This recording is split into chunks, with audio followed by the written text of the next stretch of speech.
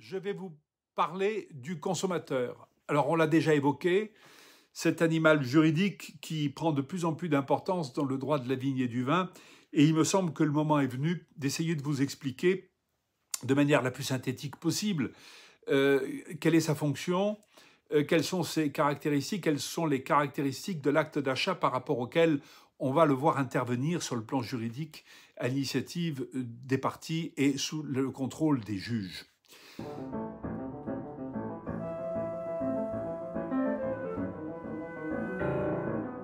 Alors en droit français, on retrouve cette notion de consommateur en droit des marques par rapport à la confusion, la possibilité d'une confusion, c'est la confusion dans l'esprit du consommateur.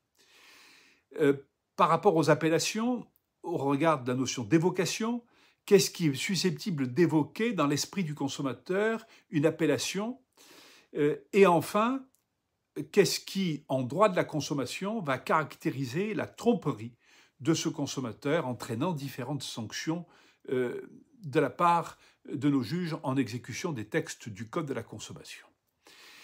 Cette création jurisprudentielle est intervenue sous l'impulsion du droit européen, à travers ses règlements et ses directives et à travers la jurisprudence de la Cour de justice de l'Union européenne.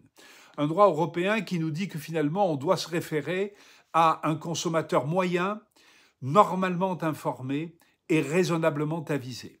Alors vous le voyez, là on est encore sur des notions très larges, très générales, et il faut maintenant voir comment on peut rentrer dans le détail et avoir une idée un peu plus précise de qui est cet acheteur et quelle est la nature de l'acte d'achat dans lequel on va le voir intervenir sur le plan juridique.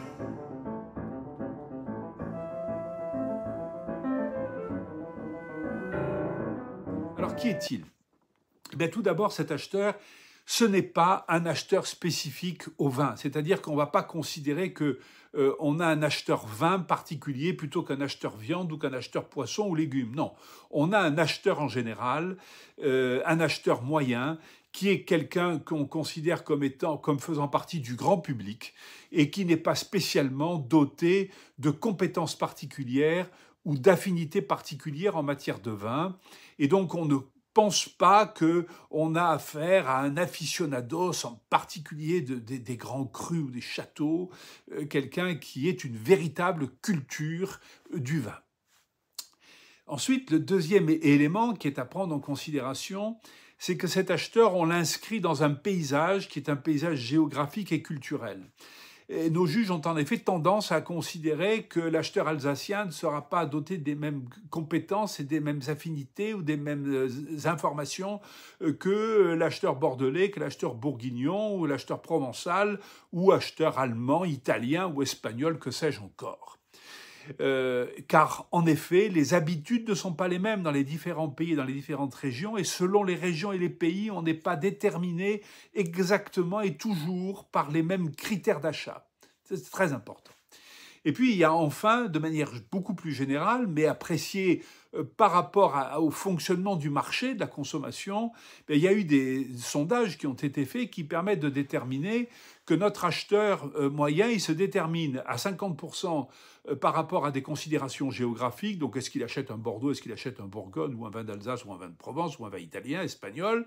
Deuxièmement, quel est le prix qu'il va mettre dans son acte d'achat? Donc ça, c'est à 50% également. Et puis enfin, à 25-30%, est-ce qu'il va se déterminer par rapport à des appellations, par rapport à des mentions plus techniques et plus précises?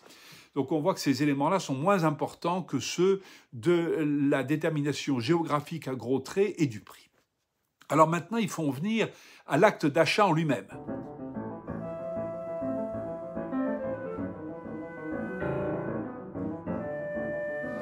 Alors cet acte d'achat, il est apprécié d'abord par l'endroit où il se fait.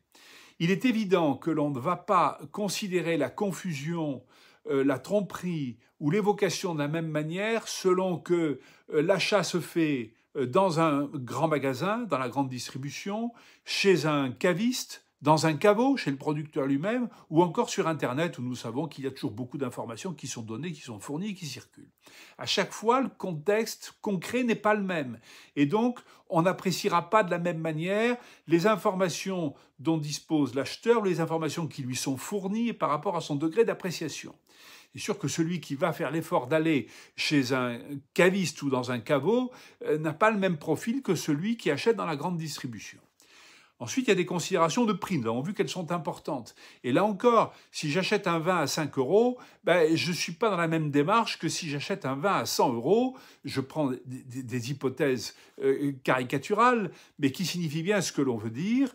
Et à chaque fois, eh bien, l'appréciation ne sera pas la même. Et celui qui va prendre la décision de mettre 100 euros dans une bouteille de vin, manifestement, il a une attente plus précise que celui qui va se contenter d'acheter un vin à bas prix.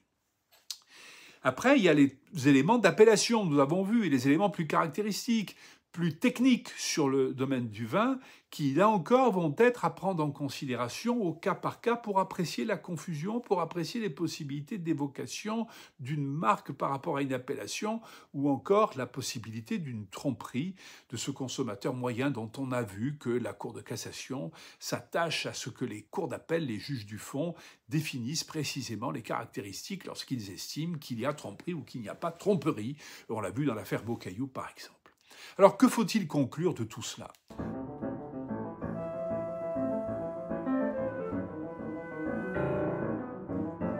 Bien, je crois que pour vous, producteurs, la conclusion essentielle, c'est que selon le type de marché auquel vous désignez votre vin, auquel vous le destinez, vous n'allez pas pouvoir donner les mêmes informations. Et que vous allez devoir nécessairement vous attacher, si vos vins sont destinés à être vendus à des prix très raisonnables dans la grande distribution, à donner des informations beaucoup plus générales, moins techniques et susceptibles d'entraîner moins de confusion, moins de tromperie éventuelle dans l'esprit du consommateur que si vous faites un vin beaucoup plus ciblé qui va être vendu dans des réseaux beaucoup plus entourés d'informations également, et il y a des prix qui ne sont pas les mêmes. Donc, vous le voyez, là encore, c'est une nécessité d'adapter son produit, son étiquetage et sa contre-étiquette au marché auquel on le destine et au consommateur auquel on le destine. Qui va acheter? Comment va-t-il acheter? Et en fonction de cela, je peux me laisser certaines libertés ou je ne peux au contraire pas me laisser ces libertés-là. Je peux m'adapter. Et c'est ce que je vous engage à faire avec les besoins et les nécessités, là encore, de vos conseils, qu'il s'agisse de vos conseils avocats ou de vos conseils en brevet. Voilà, à bientôt.